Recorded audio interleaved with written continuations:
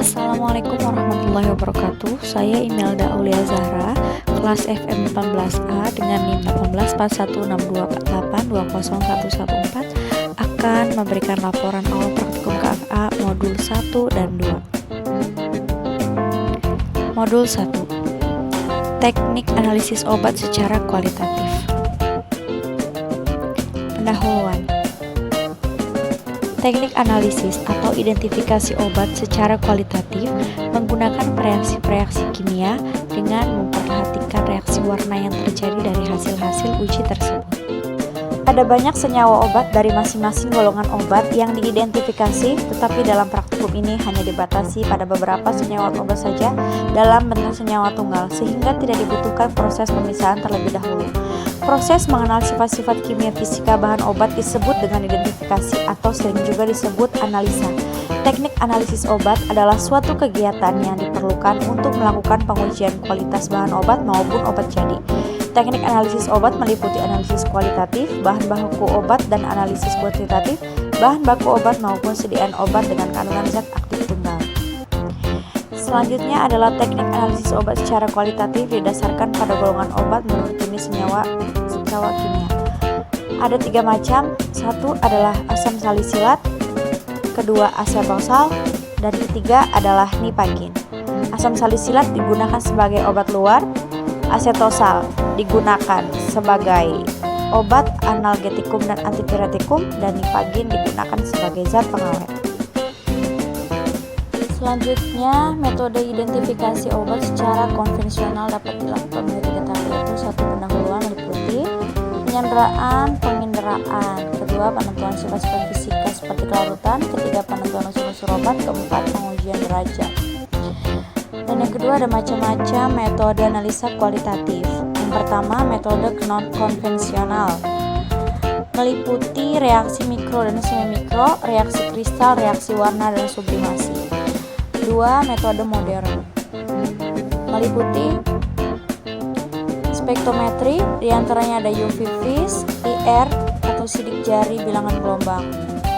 Kemudian yang kedua meliputi kromatografi, diantaranya KLT dan HPLC GC.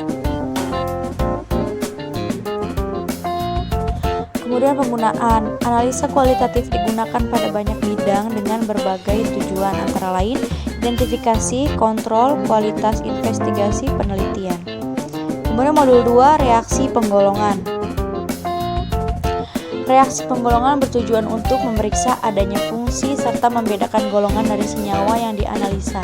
Gugus fungsional adalah gugus yang terdapat dalam suatu senyawa organik yang berperan dalam analisa senyawa tersebut. Yang termasuk gugus fungsional antara lain 1. Ikatan tidak jenuh, reaksi adisi terhadap aqua brom 0,1 sampel atau 0,2 mili sampel. Kemudian yang B, reaksi terhadap larutan KMNO4 atau reaksi Baeyer. Pada larutan sampel ditambahkan larutan KMNO4 2%. Kemudian yang kedua ada gugus alkohol, diantaranya reaksi warna azop, reaksi diazo larutan asam sulfanilat 5%, 0,5% dalam 30 mili HCl. Beberapa ester dengan bau spesifik, metanol dengan asam salisilat, metil salisilat bau ganda-pura, metanol dengan asam benzoat, metil benzoat bau pisang Ambon, etanol dengan asam salisilat, etil salisilat bau ganda-pura, etanol dengan asam benzoat, dan diantara lain. Reaksi untuk alkohol polivalen 1. Tes dengan borat atau dapat menaikkan keasaman dari larutan borat. Untuk alkohol polivalen ini ya, reaksi larutan borat 1% dan larutan fenolphthalein 0,2% dalam etanol 70%. Yang kedua ada reaksi Caprifil untuk alkohol polivalen, reaksi larutan CuSO4 2%, larutan NaOH 2.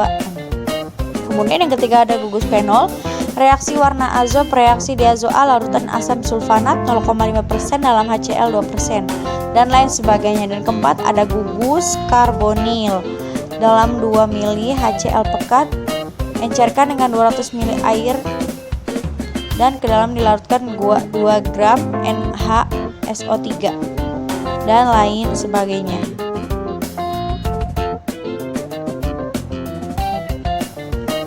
Reaksi terhadap gugus keton. Pertama, reaksi dengan Na, nitrobusid reaksi Legendre. Jika aseton direaksikan dengan Na, nitrobusid akan terbentuk warna kuning merah. Jika diasamkan dengan asam asetat, warna berubah menjadi rosa ungu. Kedua, ada reaksi Lodoform. Reaksi aqua iod, larutkan 2 gram 12 ke dalam larutan 20 gram kali dalam air. Kemudian yang kelima tadi ada 5 gugus karboksilat. Reaksi identifikasi, ada reaksi ekstrafikasi. Kemudian ada gugus amin. Dibedakan atas amin alifatis primer RNH2 sekunder, RNHR tersier, B. Amin aromatis primer, ARNH2 sekunder, ARNHR tersier, ARNRR.